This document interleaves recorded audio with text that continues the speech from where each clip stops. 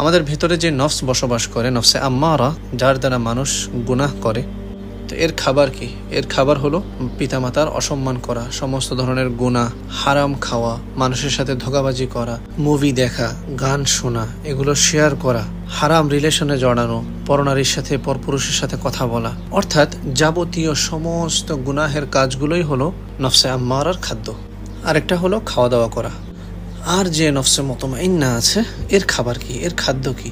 এর খাদ্য হলো 5 ওয়াক্ত নামাজ, তাহাজ্জুদের ইহতিমাম করা, মানুষের সাথে উত্তম ব্যবহার করা, পিতামাতার সাথে সৎ ব্যবহার করা, সময় অসময়ে কোরআন তেলাওয়াত করা, জিকির করা, অর্থাৎ আল্লাহ তাআলা খুশি হয় এমন সমস্ত কাজ করা। তো এখন থেকেই একটু একটু করে নফসকে কন্ট্রোল করার হিম্মত করুন এবং নফসে আম্মারাকে পরিশুদ্ধ করে নফসে মুতমাইন্না বানাতে হবে। ঠিক আছে না ইনশাআল্লাহ? জাযাকুমুল্লাহু খাইর। আসসালামু আলাইকুম ওয়া রাহমাতুল্লাহি ওয়া বারাকাতুহু।